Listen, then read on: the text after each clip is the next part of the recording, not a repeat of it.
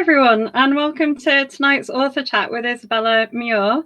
I'm just going to hand her over now to tell you a little bit about herself, and then we'll go into asking the questions that I've got for her.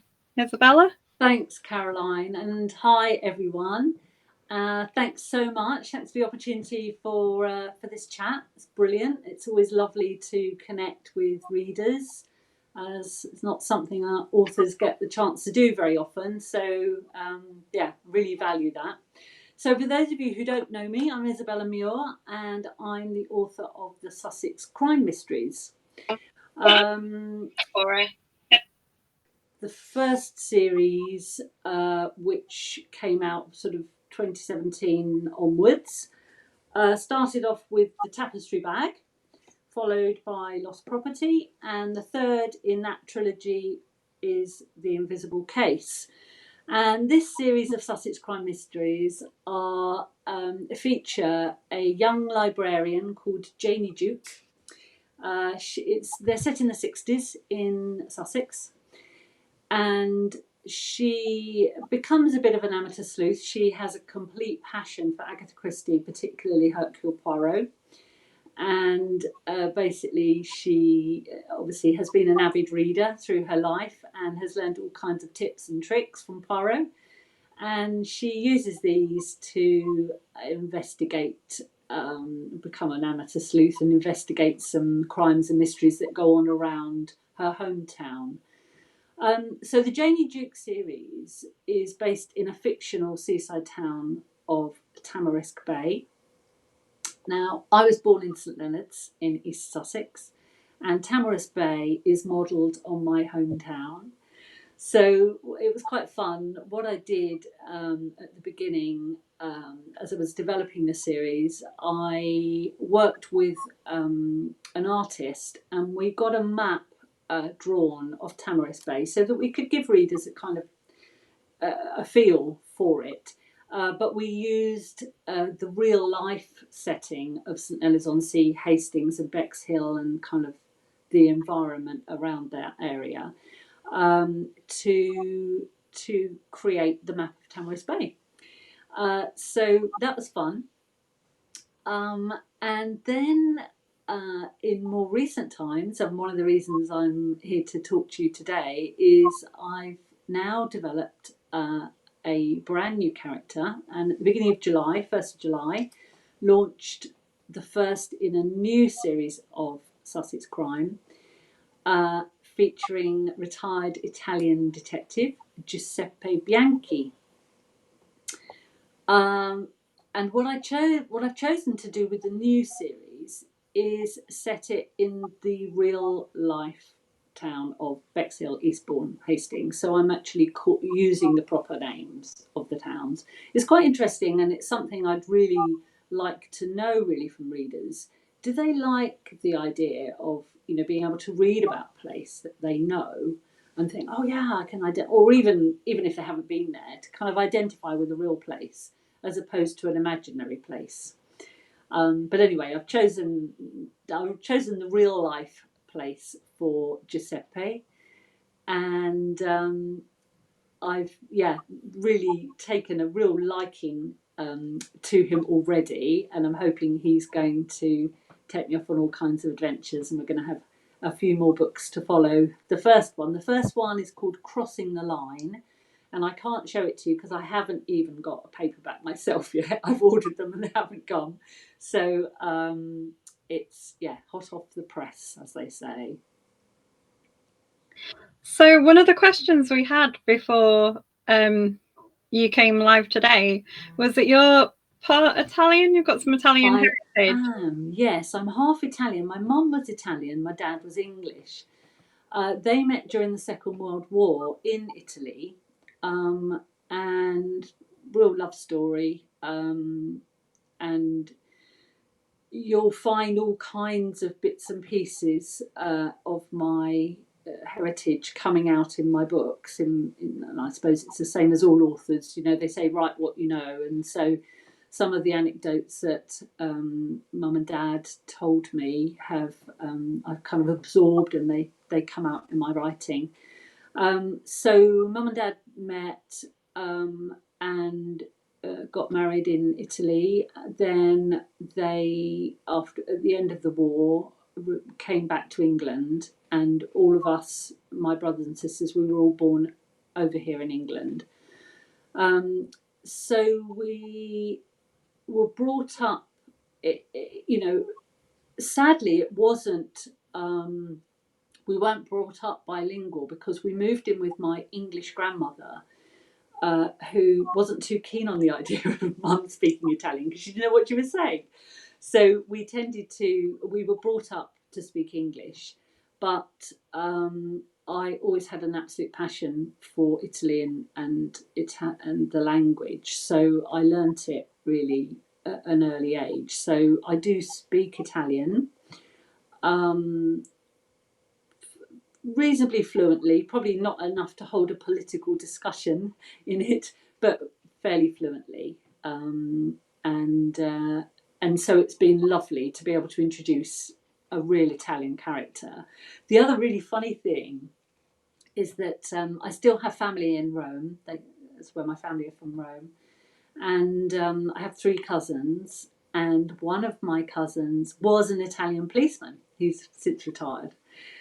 He wasn't a detective like Giuseppe, but he was an Italian policeman. So that really helped with my research.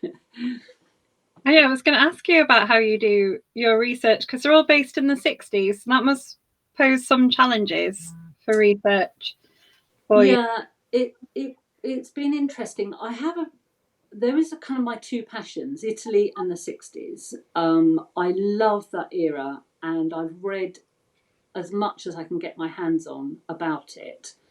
I just find it a fascinating time because so much happened. I know that every decade, you experience change in every decade, but in the 60s, there really was this massive sort of transfer from the kind of staid, maybe post-war 50s, and you had the introduction of, the permissive society, the swinging 60s. So obviously you had, rock and roll, you had Mary Quant, you had increasing freedom for women and young people generally, massive social change, increased wealth, really. So, suddenly you had the first habitat shop, for example. People were able to move into more modern properties. They started thinking about decor and posh, nice kitchens and all of this. So it was, it's a decade that offers an awful lot for fiction. You can really explore it, and I've really enjoyed that. And I think I will continue to write in that era because I just love it. You haven't got any mobile phones to worry about or computers to worry about, which I quite like. So in terms of research, in the main, as I say, I've read everything I can get my hands on, but also I have older brothers and sisters who were teenagers in the 60s, so that's even better. So again, I can use their anecdotes. My sister, went to a Rolling Stones concert on Hastings Pier in the 60s. My brother was a mod with his Lambretta, one of the, famous kind of clashes on one of the bank holiday clashes in Brighton with the Mods and Rockers. So I've got, first-hand stories that I can tap into, which is brilliant. That's great. That actually features in one of the questions that's come up on the streams. That was, what do you like the most about the 60s? If you had to pick one thing. Yeah, I think it was an exciting time. In some respects, I think it was a simpler time, and it was a slower time. Now everything happens much more quickly. It's quite funny to think about, for example, I think 1964, which is when Crossing the Line is set, hardly anybody had televisions. You can't imagine it now. There's a television in every room, or you've got an iPad or a screen, you're watching things on your phone. But in 1964, it was just the beginning of people getting televisions. Black and white, of course, then, not even colour. Colour came in towards the end of 64. You had record stores, of course, vinyl, LPs. You also had record shops where you could just go into a booth and listen to music for free. You know, you didn't, if you fancied listening to something, you just went in and listened on the headphones. And you had pirate radio. So you had radio ships because of the licensing for radio programs. You had ships that anchored off the coast, and they were known as pirate radio ships. So you had the likes of Radio Caroline, Radio Luxembourg, where some of the, you know, the DJs who are still around now, Tony Blackburn, Johnny Walker, they started on those pirate radio ships. So yeah, it's fun. It was a good time. Tell us a little bit more about Janey, because she's quite an unusual protagonist for a book, isn't she? Because she's a librarian, she's a married lady. You know, she's not who you would expect to be going out and solving a crime. No, that's right. Tell me, it's interesting because obviously you've read the Janey series. So when you say she's unusual, is that because of her age, do you think? I think just more because you sort of see her in one way. You see her as like a married lady in the 60s who's got a job, who's starting a family. And then she's also this quite strong, independent woman who's going out and solving crime. Yeah. There's two very different parts to her.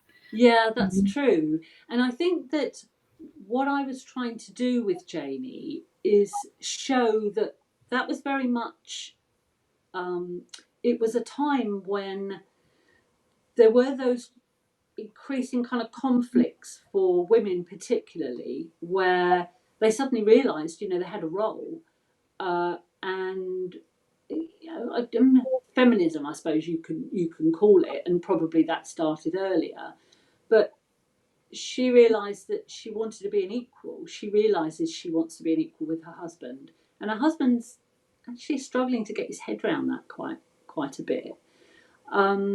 But she is a strong character, and what I tried to show was that she was able to still be a good wife and mother while being an independent woman. And in the 60s, obviously, that would have been frowned on still by some, and encouraged by others. And she has a wonderful father, Philip, who is blind. He's a physiotherapist, and he was modelled on somebody I met when I was living in Bexhill, who was a blind physiotherapist. He was fantastic, and so he was the the person that I thought about when I was writing Philip. So yeah, she's got her supporters, but she is also aware that she kind of pushes the boundaries sometimes. Are there any of the characters that are based on you? Oh, me. Say someone on a blind physiotherapist you'd met. Is there anyone you've based on yourself? I don't think so. Some people have read Janey and said, "Oh, you know, it's Janey you," and I thought, no, she's not me. No, I don't think so. I don't think there's anybody who's really me. But there are certainly some of my experiences and anecdotes that I've heard that come out through my books. I know you've got your 2 series now. Yes. I presume you're going to carry both on? That's another really good question, Caroline. Are we going to get more Janey Duke? Yeah, some of my readers said, "Oh, when are we going to get more Janey?" So yes, I think what I want to do next is bring out the sequel to Crossing the Line, because I think that Giuseppe deserves another book quickly. I've already got the ideas and just starting to kind of flesh it out. So I'm hoping to get that one out, and then I would like to give Janey another book. because I think, again, she's developing in strength as a character, and the people around her. One of the things I did was I've got produced some novellas. So Divided We Fall and More Than Ashes, and there's a third one called Waiting for Sunshine.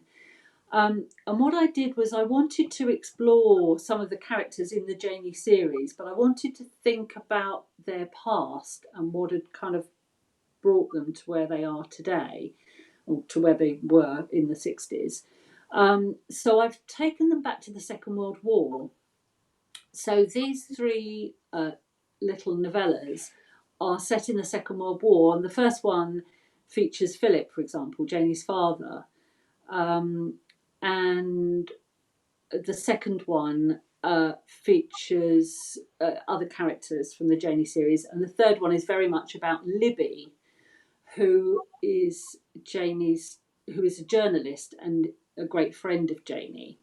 And Waiting for Sunshine is about Libby and when she first gets to meet her father. So that's been fun, developing the kind of backstory for some of the characters. And I want to do a similar thing with Giuseppe, where I want to write some sort of short stories about him, really, so that readers get to know him really in more depth, and understand his backstory. If your series took you out of the 60s, would you go into a new decade with them, or would you try to keep it? Oh, that's a good question. Do you think roll it forward? Yeah, with Janey I may have to, because the Janey series starts at sort of 69 and 68, 69, so it's going to tip into 70. So I think with that series, if I hopefully will continue it, then it will go into the 70s. At the moment, I'm not sure I want to write something that is contemporary.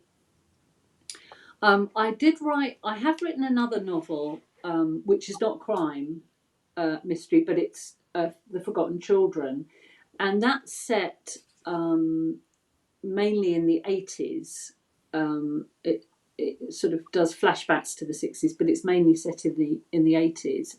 That's about I don't know how much you know, but there was a policy about child migrants. They took children from children's homes and sent them over to Commonwealth countries, Australia, New Zealand, and so on.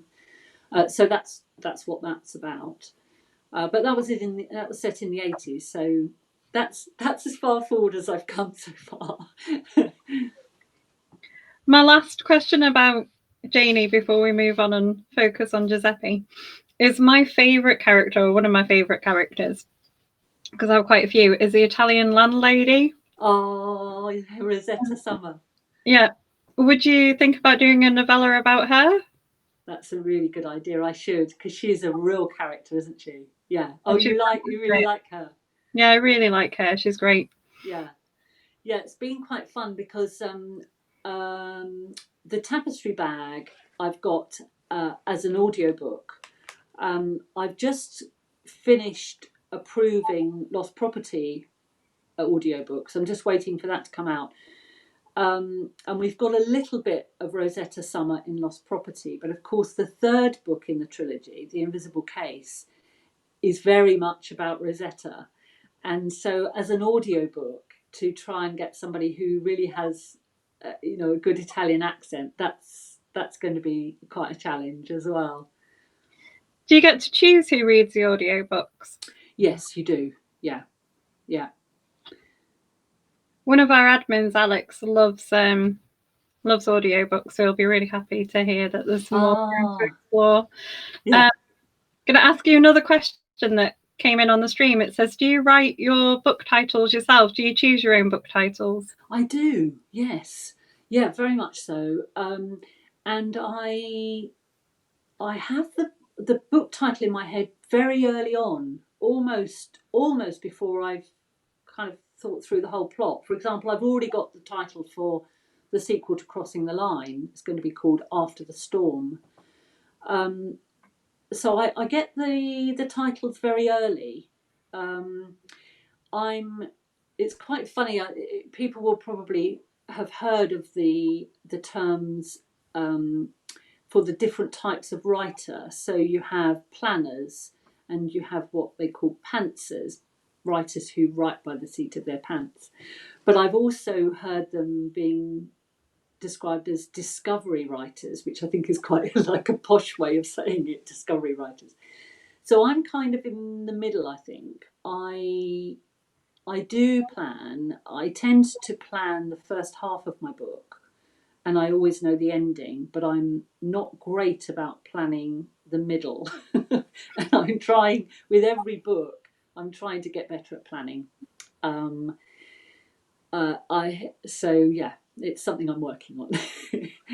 Do you keep notes about the characters though? Because all of your characters, and I think this is one of the things that makes your books really good, are really well fleshed out, like detailed, interesting people. And that must be quite a challenge to continue that on, because they've got a lot of detail in each book that you must have to remember to bring back. Thank you. Yeah, that's really kind. I do love my characters, and I feel like I know them as people. I feel like I've met them, which is great. So what I use a bit of software. I handwrite my first drafts, which some people think, oh my goodness, but I still love to handwrite. But then once I start putting things onto the computer, I use a bit of software called Scrivener. And in Scrivener, you can have kind of fact files for your characters. So, to remind you, have they got blonde hair? Have they got brown long hair? Or, do they wear glasses and what have you?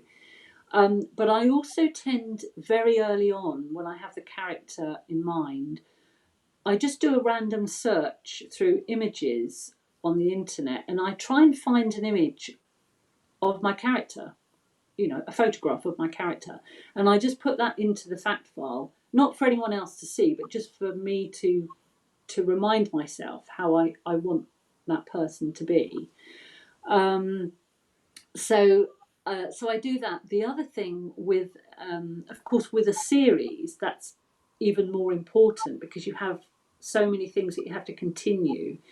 But one of the big things that I found when I was writing the Janey series was the timeline. Because, of course, you can really come unstuck if you have mixed up your dates. So when somebody is born, particularly when you're writing in the 60s, the age they were during the Second World War, the end of the Second World War, were they born just after it, were they married during it? So those things, the timeline is really critical. And I do that just on an Excel spreadsheet, basically. I just put in when they were born and what age they were at various stages. And so, yeah, it's a bit of juggling. So moving on to Crossing the Line with your new one, obviously your other one's been quite female led, and you've got a new male character. Was that more challenging to write from a very male perspective, or? That's interesting, isn't it? It seemed to be a natural thing. He, again, the character developed in my mind, and he came through quite strongly. And I always wanted him to be. I don't know if anyone has ever seen the Italian police series called Montalbano, but the chap Montalbano is an Italian policeman, and he is very good looking and very charismatic, and has women kind of dropping at his feet, but he's very, very Italian. So he was kind of one extreme, and then you've got sort of the Poirot at the other extreme. So I tried to get Giuseppe kind of in the middle, where he's not, he's not a flirt. He's not a woman's man, if you like. He's not particularly interested in women. but he's quite a thinker. And so I suppose to get his character, in terms of writing a character of a man, I suppose all I've done is sort of merged all the men that I know in my life, my brothers, uncles, my dad, and so on, and picked out characteristics that would form the right person to lead the series, really. Do you ever go to Italy just for research? Oh, to research your places where you talk about in your books? Yeah. Well, I'm really lucky in that up until the lockdown, I've been to Italy every year since when we were children. We used to go every few years because obviously, it was expensive to go. My dad worked on British Rail. He was a guard on the British Railways, so we used to get free tickets to go once a year as a family to Italy by train. And you will have read, because you've read Crossing the Line, that journey that Giuseppe does when he arrives from Rome by train. And I've done that many times. It was a very special part of my childhood, going down to Rome by train overnight, sleeping, what have you. So then since then, as an adult or teenager and then adult, I've basically been lucky enough to go back virtually every year. So I haven't really seen it as research. I've just seen it as an opportunity to spend time with family and friends, really. But I think, yes, I've kind of absorbed a lot of Italy and the environment and the way of life over there. So I hope that comes through my writing. There's an interesting, so Giuseppe, sorry, I'm not going to pronounce it properly. Yeah, no, you are. Yeah. He has his niece, is it, who's a journalist? Yes. Helping him out, but she has a very crazy sister. Are we going to discover more about the sister kind of later on in the series? We are, yeah.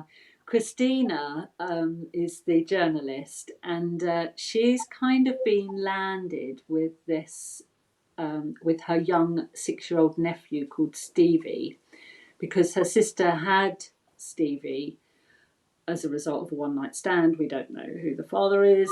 And then her sister decided to hightail it out and leave the child to be looked after by her parents and her sister.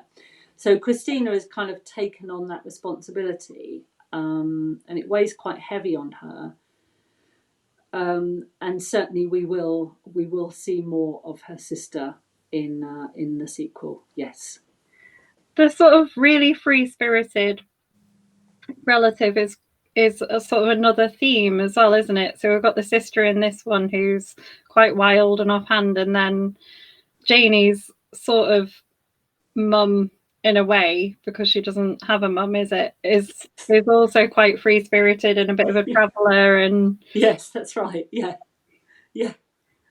Is that something that you kind of wanted to keep as a theme across both series?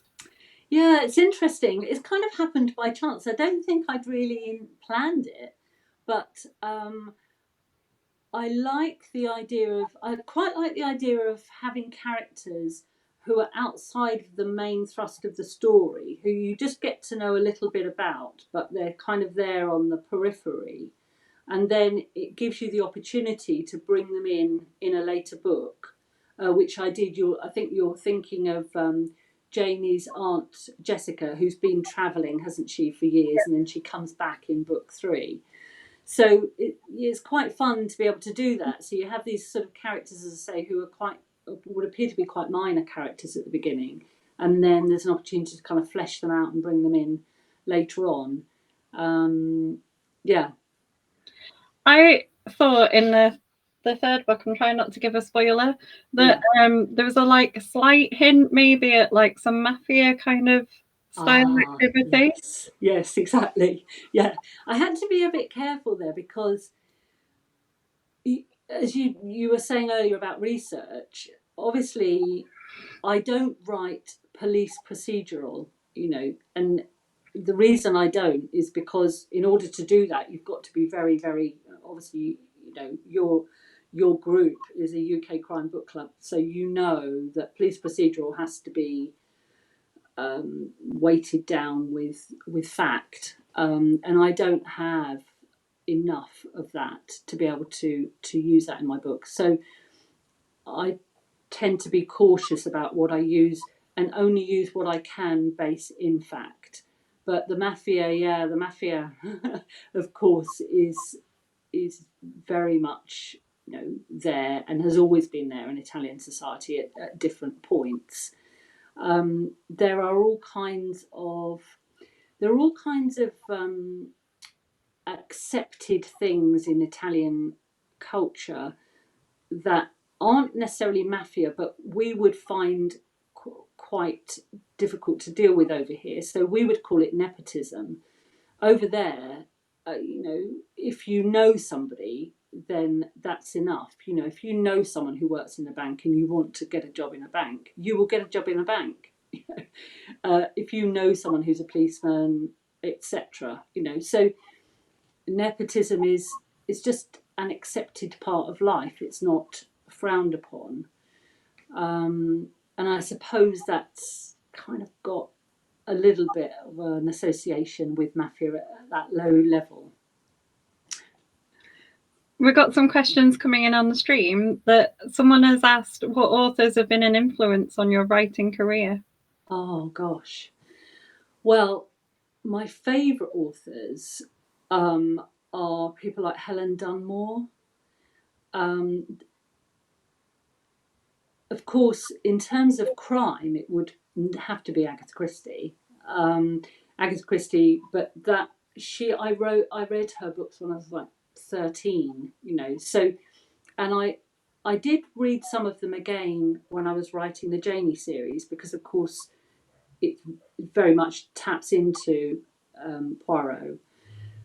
But in more recent times, Anne Cleeves, the Shetland and the Vera series, I absolutely love.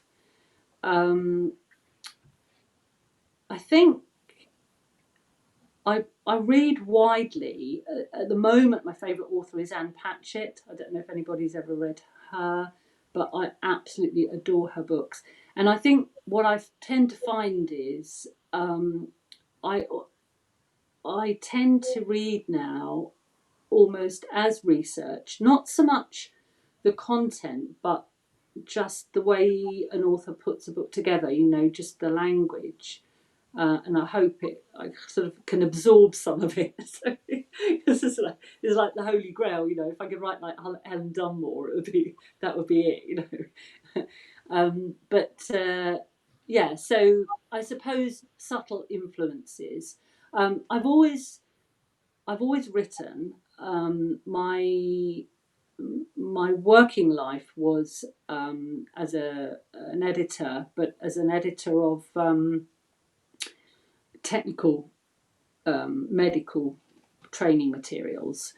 And it was only really in about 2014-15 that I did a master's, and it was only after that I started to write fiction. Seriously, before that I was messing about with short stories and what have you. But it was just after I did my master's that I seriously started to, that's when I wrote my first novel. We've got a question that says, because they picked up on that you said you hand wrote your first draft. Yes. And they said, how long does that take you to do? I know, it's madness, isn't it? It takes, I can write probably 2,000 or 3,000 words in a couple of hours. When I've got the ideas, it kind of flows. So it doesn't take that long. What really takes the time is then going through it and typing it all up. So it's almost like double handling, but I find the process really useful. I find that my ideas come to me much more when I'm handwriting, and when I'm working on the screen, I feel like I'm in work mode. So as soon as I go to the computer, the kind of the creativity seems to freeze somehow, and I go into work mode. I go into editing mode. So I like to handwrite as much as I can, but yeah, it does vary. But I can put a first draft together in certainly 2 to 3 months once I've got the story in my head. We've got a question from my dad. Hi, Dad. Oh, hi. He says he loved the tapestry bag. Where did Janey come from? Oh, well, Janey, it's interesting. My very first anthology, I did an anthology of short stories. It was the very first thing I published after I did my master's, called Ivory Vellum. And in that anthology, there's a very, very short story about a girl who is out with her dad one day and it's snowing, and her dad crosses the road to buy her a donut, and a bus careers into him and knocks him to the ground. And basically, that is Janey and Philip. So I just kind of I thought about that story one day when I was out for a long walk, and I just thought, I wonder what would happen. You know, what happened to that girl? What happened to that man? You know, when he went to hospital, and did he survive? And that's really how Janey came to me. and then I decided to make her a librarian because, of course, she had to be a librarian so that she could be, have at her fingertips all of Poirot's books, and also, of course, be in the heart of the community. Being in the heart of the community means that people talk to her about everything. She hears all the gossip, which is a perfect place for an amateur sleuth to be. That's really cool. I think you mentioned that story in like the first book as well, don't you? The story of the snow and the... Yes, I do. Yeah. Samantha, one of our admins, says, how helpful was your master's degree in helping you to start your book? Oh, totally. 120%. It was a wonderful 2 years. I did it online with Falmouth University, and I loved every minute of it. The great thing about it also was that I met some wonderful people who I've stayed in touch with. One of my great writing buddies is a crime and thriller author called Christopher Peterson. That's his author name. And he, in fact, is also my designer. So he designs all my covers, he does all my artwork for me. And in return, I edit some of his novels, his crime and thriller novels.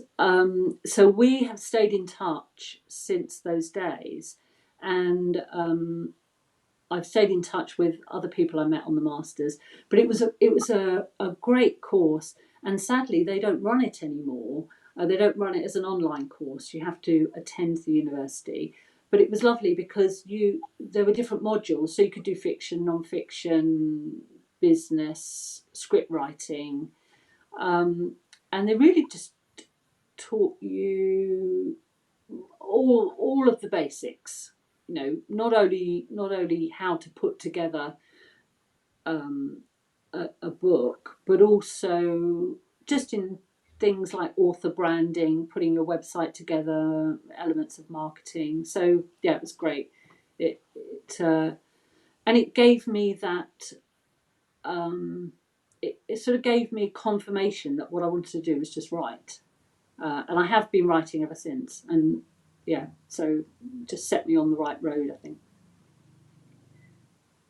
We've got some other questions coming in. One of our other admins, Kath Middleton, who's also an author, asks, do you ever get inspiration from your dreams? Oh, my dreams.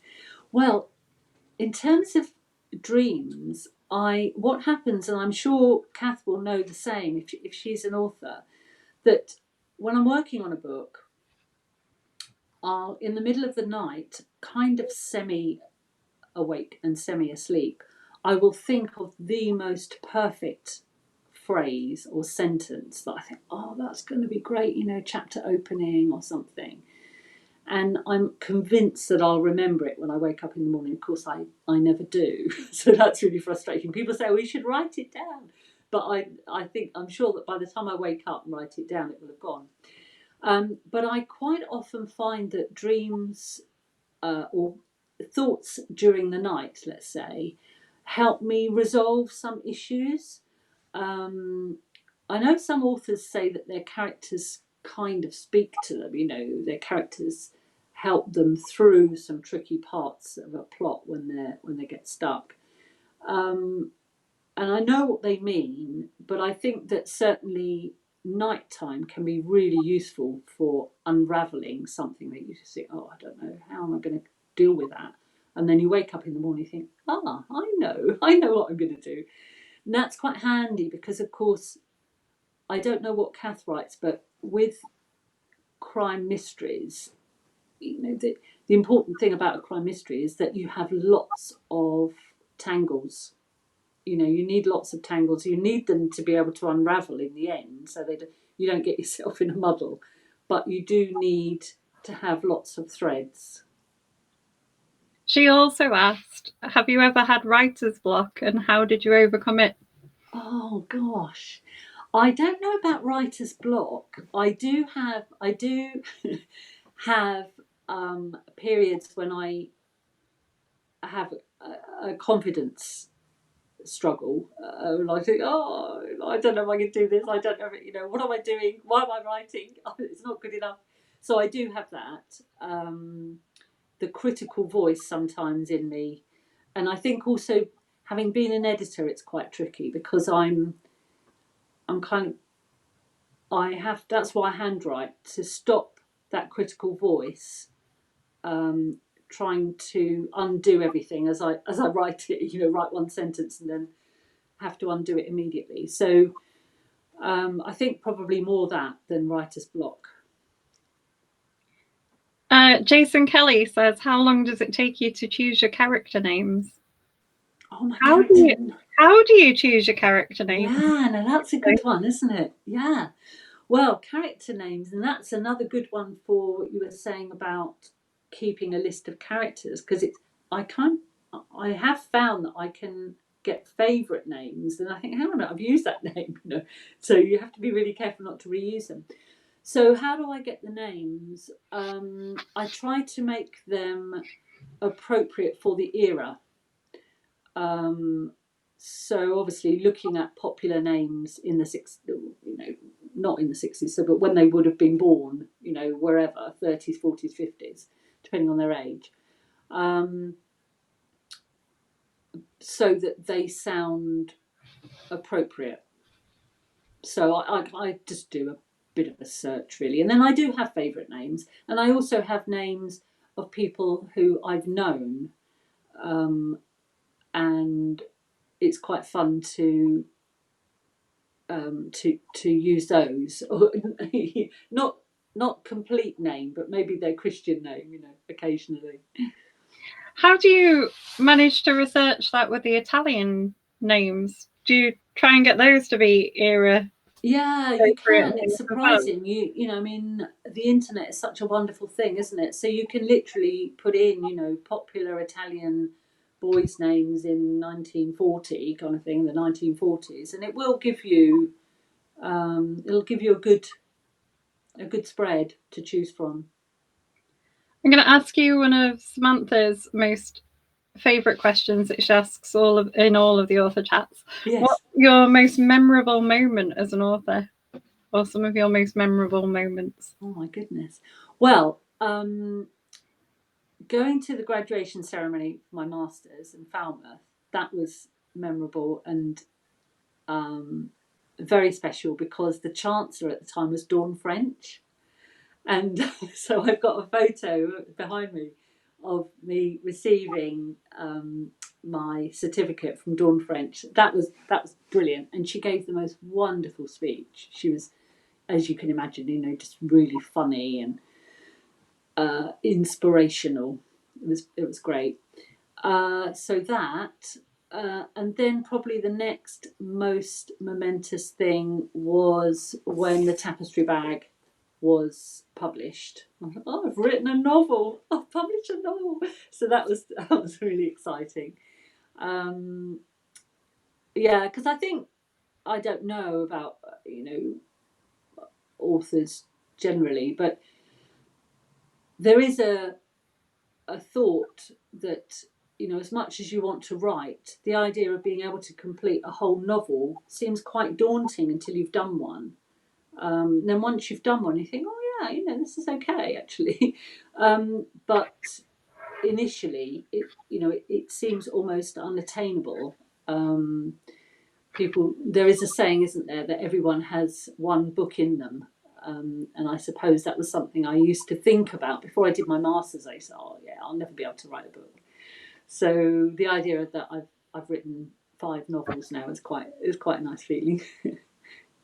Jason says, have you ever been tempted to set books in other countries? Now, I know all of them have got an element of Italy in them. Do you ever feel like you would take one and set it fully in Italy? Like maybe Giuseppe goes back and solves the mystery that's been haunting him, or... I think it would be really. I'd like to be able to do that. Yeah, I would. And I think to do that, I probably will need an excuse for a research trip to Italy, just to make absolutely sure that I've got the right setting. But yes, yeah, I think he deserves a book where he is in his home environment. It'll be interesting though, because of course because of the language, because if you're setting a book completely in Italy,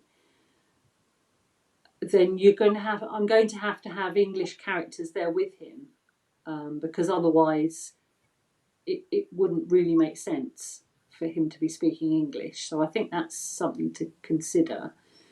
But yeah, that would be good. You would have to maybe take Christina out there with him. I think so, yeah. She's desperate to go, isn't she? But yeah. Yeah. What makes you choose? So they've both got quite kind of literary careers, Christina and Janey, haven't they? Because Yes. Janey's a librarian and Christina is a journalist. Yeah. Yeah. Is there any reason why you chose to make them both? I like the idea of the journalist because, as I did with Libby, Janey's friend Libby, a journalist in a way is an investigator, because they have the opportunity to go and ask questions, because that's what they're doing. They're trying to get the story. So I think it makes a good fit for the kind of story I write, and provides them with an excuse, if you like, to go and interview people and to be pushing for answers.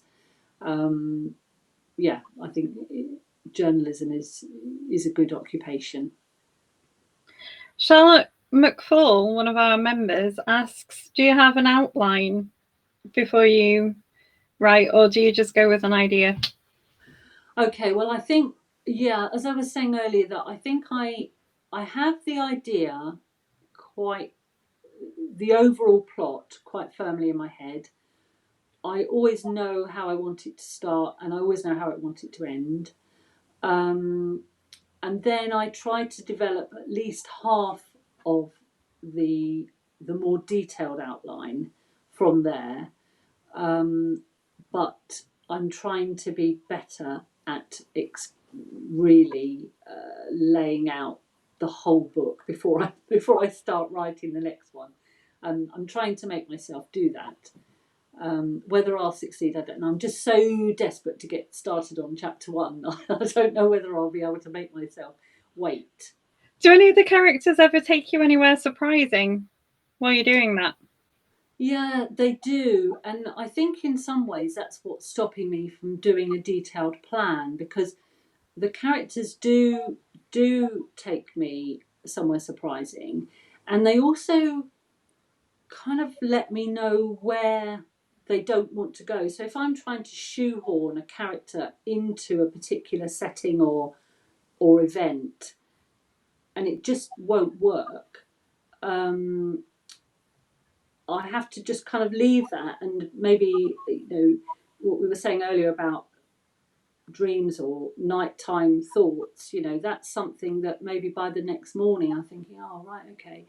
So whether that's the character talking to me or whether that's just my brain being able to, my subconscious being able to unravel it. But I like to be able to leave a bit of flexibility, really, to see what might happen. Samantha says, do you have a favourite cover that Christopher designed for you? Oh, my favourite cover. Well, Crossing the Line, which I haven't got here, is beautiful. I love it. Do you like it, Caroline? Yeah, Have you seen it? nice. Yeah. I love all his covers. Divided We Fall, I think, is beautiful because it's a Christmas story, and that's just lovely as a. But he's wonderful, and The Forgotten Children as well. I like because that's a kind of really Australian outback type setting, and it's obviously it's about Australia. So we work so well together because he just knows my writing now. He knows my characters almost as well as I do because he's read all my books. And he does a sort of developmental edit for me, so he'll read once I've got it to a sort of reasonable stage, he will read that draft and give me really useful feedback. And from there, he'll come up with cover design, and we'll just kind of to and fro a little bit, but in the main, I just love what he comes up with. It's great. There's a really wonderful character in the Crossing the Line who's like, he'd be on some kind of watch list now, probably, like a creepy guy who lives in a caravan. Oh, Shawn Murphy. Yeah. It's like he would be. He would be. But is there going to be? I feel like it was more innocent than, and he's not a creepy. No, he's not a creepy guy. He's perfectly like, he's a really cool character. Yeah. But do you think he might get a novella? I think, yeah. I mean, he's got a lot of kind of backstory, hasn't he? So, yeah, I think there's not enough really that comes out about him in the story, is there? He's a very particular character, isn't he? Yeah. He needs to be there, but you don't find out a lot about him. You don't find out a lot about him, yeah. So yes, I think perhaps he'll. It would be nice to write something about Shawn. Yeah. You didn't feel that he was too creepy, did you? No, he was just the right level of creepy, I think, and he kind of matched the he matched the kind of like lady who lives in the cottage. Yeah, who's also a little bit like at the beginning you kind of think is a little bit odd as well. Yeah, exactly. Yeah. Yeah, so there are plenty of opportunities for novellas, definitely. Yeah. Great. And further exploration with Giuseppe anyway, because that's what you're writing on. Do you write more than one novel at a time? Or do you focus on just one at a time? Yeah, just one at a time. Yeah. So are you currently working on After the Storm? After the Storm, well remembered, yes. Yeah, so I'm kind of fleshing the story out. I'm really excited about it. As I say, I just want to get started on it, and I will soon. Because I think it would be quite nice to write it quite soon after having finished Crossing the Line, because the people are still very real in my mind.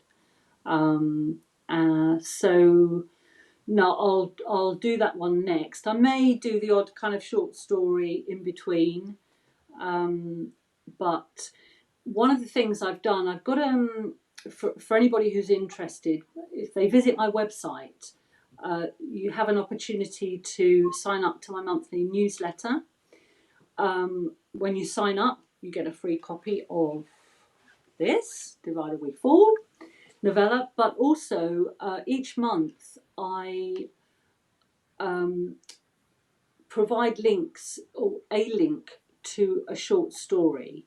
So last month, for example, I wrote just a 3,000 short story, 3,000 word short story about Giuseppe, and so my newsletter readers received that kind of like a little exclusive, if you like.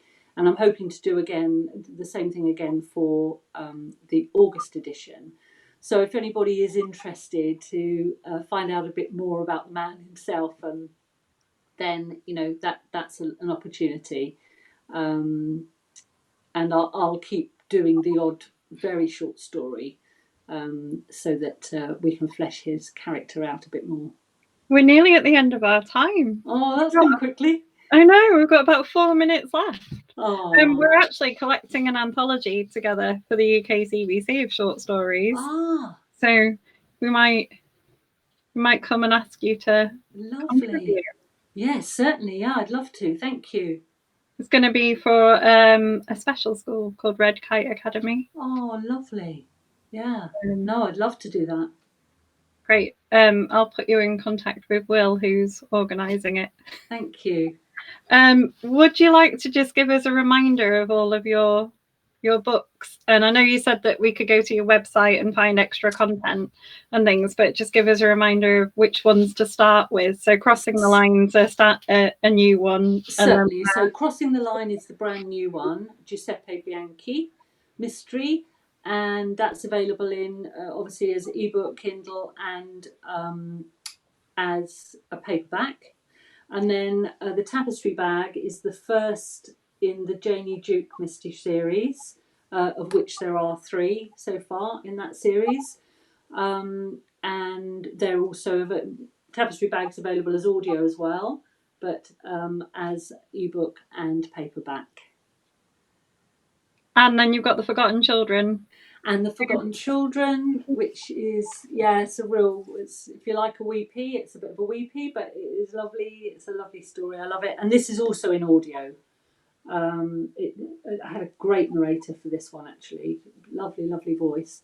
So that is, it's in fact, this one was the book that I started for my dissertation for my master's. So that's been with me a while, that one. What made you change from that to writing crime then? Crime. I don't know. Sometimes I wonder, because from having read my books, that I don't like violence, gore, sex, any of that is not in any of my books. And so sometimes I think, why am I writing crime? I'm not sure why I'm writing crime, but I think it's just because I love that kind of delving into the kind of in-between parts of people's personalities and the mystery and threading it all together. That's the fun bit. Thank you so much for your time. Thank you, Caroline. It's been great. Lovely. And I shall be watching out for other people's author chats. Thanks. And thanks again for your time, and let's hope everyone goes and checks out all your books now. Thank you. Thanks very much.